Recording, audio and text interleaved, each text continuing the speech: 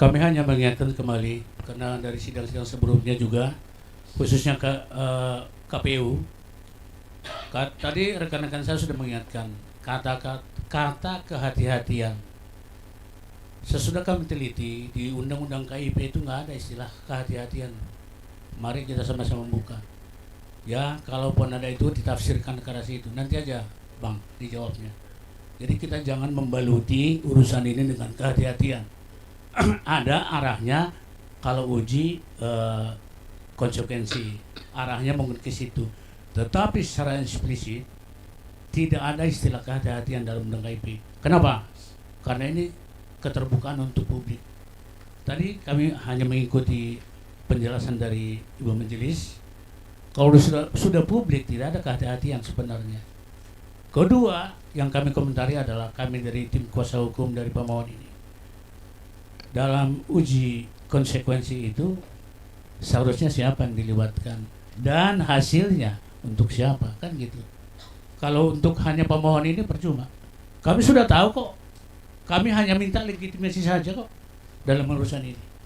Untuk itu saya pikir negara ya diwakili KPU saat ini kami mohon untuk jangan berlapis lagi di kata kehati-hatian itu. Terserah. Kalau menurut saya di Undang-Undang KIP tidak ada istilah kehati-hatian. Terima kasih yang mulia. Ada lagi dari pemohon, silakan. Ya, tambahan sedikit saja untuk khusus proses mediasi dengan KPU Solo itu yang paling unik, menarik adalah sampai saat ini ketika kami minta kan KPU Solo tidak pernah memberikan salinan ijazah. Ya. Nah, kemudian kami jelaskan bahwa kami sudah mendapatkan salinan ijazah sekalipun disensor dari KPU Pusat dan KPU Jakarta. Dan mereka sudah KPU Solo mestinya aware itu karena luas dipublikasikan. Nah, ketika kami tanyakan kenapa tetap tidak ingin memberikan salinan ijazah KPU Solo, alasannya sedang uji konsekuensi. Terus saya menggunakan analogi, aneh ini jawaban KPU Solo. Kalau saya analogikan kepolisian, KPU Pusat itu Mabes Polri, KPU Jakarta itu Polda Metro Jaya, sementara di Solo itu cuma Polsek. Kenapa Polsek Polres ini tidak mengikuti jurisprudensi yang sudah dibuat oleh Mabes Polri dan Polda Metro Jaya, tapi berasumsi atau berdalih sedang dilakukan uji konsekuensi terhadap ijazah yang jelas-jelas di sidang pertama ditegaskan catatannya bahwa menyangkut ijazah itu terbuka. Ya, ada lagi Pak? Silakan. Terima kasih majelis. Melihat penjelasan dari bapak-bapak dari KPU, kita melihat selama ini dalam menjawab pertanyaan masyarakat soal keterbukaan informasi publik terjadi kesewenang-wenangan. Pertama, ketika permohonan dari masyarakat ditolak dengan alasan bahwa ini informasi yang dikecualikan, mereka tidak melakukan uji konsekuensi. Padahal menurut ketentuan, uji konsekuensi itu harus dilakukan terlebih dahulu sebelum menyatakan bahwa dokumen ini sebagai informasi yang dikecualikan. Kemudian kalau saya melihat perkembangan sejarah mengenai ijazah palsu di kalangan pejabat publik, tahun 2006 terjadi diskusi publik di salah satu hotel yang diselenggarakan oleh sebuah lembaga penelitian melibatkan Mabes Polri, dari DPR, dari Kementerian Dalam Negeri. Saya ingat Profesor Rias Rasid sebagai salah satu narasumber. Itu terungkap 60% pejabat publik memiliki ijazah palsu. Dan memang waktu itu karena baru memasuki reformasi, ada yang sekedar punya ijazah supaya bisa jadi caleg. Jadi rupanya sisa-sisa mengenai ijazah palsu ini sampai sekarang masih berkelanjutan. Kami melihat KPU punya sumbangsi paling besar karena faktor verifikasi itu menjadi titik lemah di situ.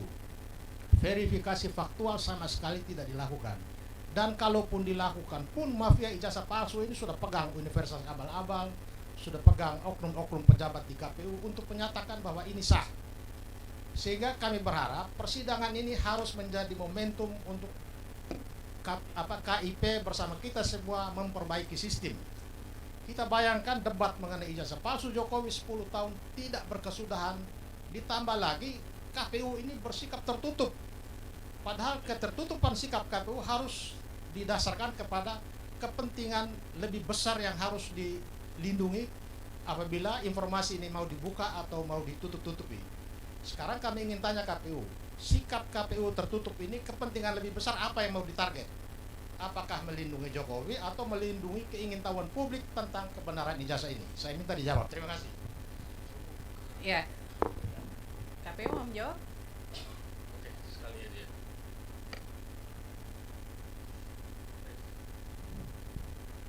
Yang mulia, mungkin sekalian jawab supaya KPU Solo juga menjawab. Ya, terakhir ya. KPU Solo ini tertutup, tidak mau terbuka ya. Ini saya mau tanya saja.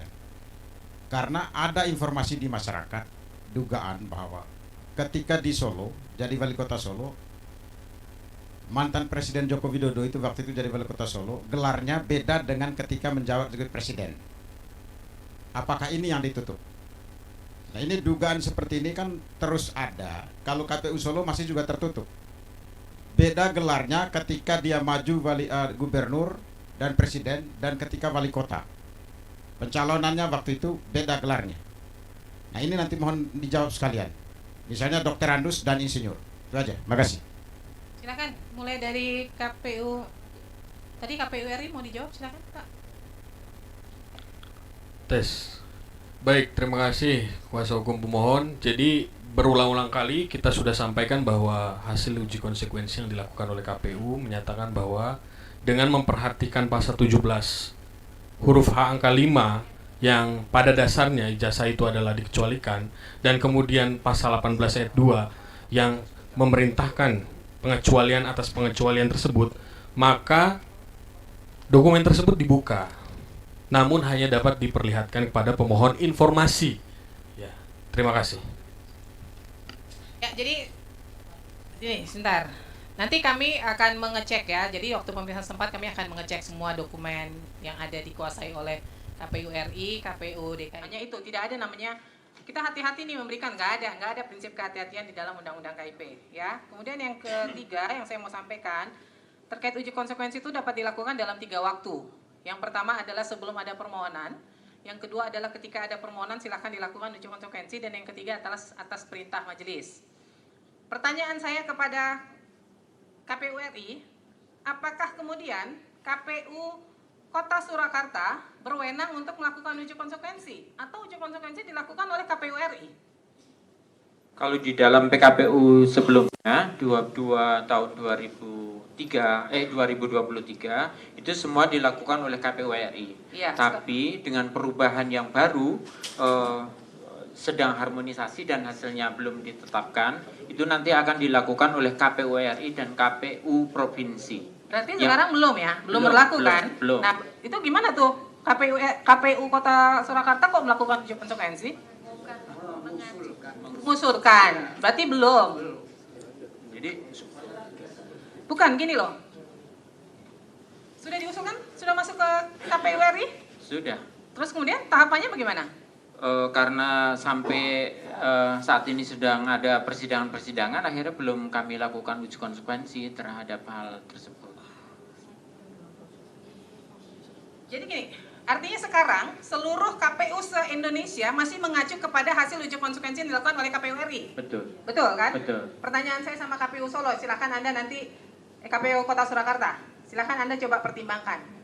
Ketika sekarang masih mengacu ke KPU RI menyatakan informasi yang dimohonkan di poin B terbuka, KPU DKI Jakarta menyatakan terbuka. Apa yang menjadi pertimbangan KPU Kota Surakarta menyatakan ini dikecualikan? Saya rasa KPU RI sebenarnya tidak perlu melakukan uji konsekuensi, orang dia nyatakan terbuka. Kalau dilakukan uji konsekuensi blunder lagi. Gitu loh, karena kan pusatnya di RI sudah menyatakan terbuka. Gimana tuh? Apa sih dasarnya dikecualikan atau apa sih? Jadi kalau di Solo Ibu, satu, memang kita harus menyatakan bahwa ada prinsip kehati-hatian yang kita harus pertimbangkan. Satu, karena kita KPU di daerah. Ya, Yang kedua, seluruh informasi yang disampaikan itu mengandung informasi pribadi yang harus dilindungi. Nah kami, karena kewenangannya itu harus mengusulkan, ya itu yang kami coba. Pak KPU Saya bingung apa bedanya KPU daerah dengan KPU RI, apa bedanya KPU Kota Surakarta dengan KPU DKI Jakarta tuh bedanya apa Pak? Saya malah ingin menegaskan. Anggarannya dari mana Pak? Ya, anggaran dari KPU RI, tapi kalau pilkada dari daerah, Bu. Iya, daerah APBN kan? APBD. Ya APBD kan? Iya. Undang-undang Keterbukaan Informasi kan masuknya ke APBN, APBD, sumbangan masyarakat dan bantuan luar negeri adalah badan publik Pak. Bapak bagian badan publik bukan?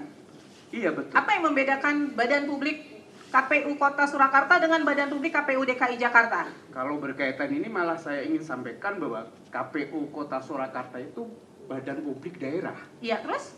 Yang harusnya kewenangannya itu ditangani oleh KIP provinsi. Pak, Bapak bilang ditangani oleh KIP provinsi, sementara uji konsekuensinya mengacu ke RI. Iya, itu Struktural bukan Bapak? struktur di kami. Struktural kan? Iya. Ya struktural kan? Berarti secara sistem Bapak tuh ada di bawah KPU RI kan? Secara hierarki, tetapi ketentuan kita mengatakan bahwa KPU Kota Solo atau KPU daerah itu berkedudukan di kabupaten Betul. atau di kota. Betul. Gitu. Terus maksud Bapak Komisi Informasi Pusat tidak punya kewenangan gitu? Ya, ingin menegaskan aja bahwa sesuai dengan Perki 1 bahwa di situ disebutkan bahwa badan daerah ya itu ditangani oleh KPU provinsi. Pak, kalau Bapak Badan Publik Provinsi, maka Bapak punya kewenangan untuk melakukan uji konsekuensi sendiri. Sekarang uji konsekuensi Bapak yang lakukan masih RI, berarti Bapak masih di bawah kewenangan RI, orang belum putus kok Pak untuk aturannya Pak, gimana? Belum Iya, kan? Pak, nanti kalau ketika, saya tanya KPU RI, ketika sudah putus itu, apa tadi yang disampaikan tadi? Terkait struktur, Iya. ya kan? Iya. Kemudian daerah diberi kewenangan untuk melakukan uji konsekuensi sendiri. Sampai di provinsi. Sampai di provinsi. saja. Jadi Ya. KPU RI dan KPU provinsi saja Betul. yang melakukan uji konsekuensi. Nah kalau sekarang dalam struktur yang saat ini itu belum putus kan Pak? Belum. Fungsinya KPU di daerah apa Pak? Mengusulkan daftar informasi publik yang berpotensi akan dikecualikan. Semuanya masih di RI kan? Betul. Masih di RI Pak, masih kewenangan RI. Ya. Jadi kalau kami dari awal tahu KPU Kota Surakarta bukan kewenangan kami tidak akan sampai ke proses adjudikasi. Ya, jadi karena Sekali memang lagi itu masih pemahaman kita di Perki yang pertama itu, Bu. Yang Ya. kedua bahwa ini adalah menyangkut dokumen pilkada.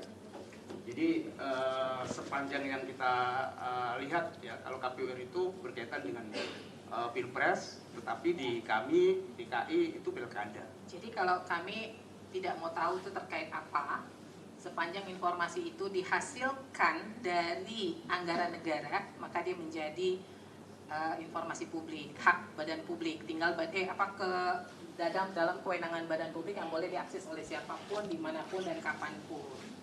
Gitu. Tinggal nanti badan publik melihat dikecualikan atau tidak. Nah, kan yang jadi persoalan ini yang saya tanyakan, apa sih bedanya berkas pendaftaran di KPU RI yang skupnya nasional dengan di KPU DKI Jakarta yang skupnya di DKI Jakarta juga besar dengan di KPU Kota Surakarta. Kan kalau di atasnya bilang terbuka, di bawahnya sampai ke bawah harusnya juga terbuka. Satu institusi loh. Gitu loh. Ini kalau KPU RI bilang terbuka, KPU DKI Jakarta bilang dikecualikan, tabrakan informasi nih. Lalu kok aturan bisa tabrakan sama-sama Komisi Pemilihan Umum gitu loh. Ya nggak boleh.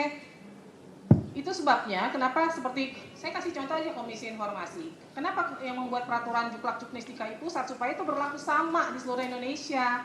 Jangan sampai kita ini A, di sana daerah bisa bikin B seenaknya gitu loh.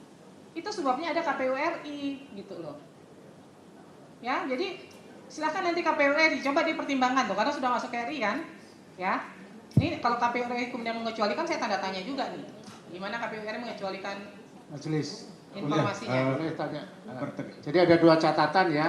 Kayaknya memang KPU Solo itu melakukan insubordinasi terhadap KPU Pusat dan Jakarta harus jatuh. Yang kedua, kami memohon apakah kami bisa sebagai pemohon dilibatkan dalam proses pemeriksaan dokumen di KPU Pusat nanti?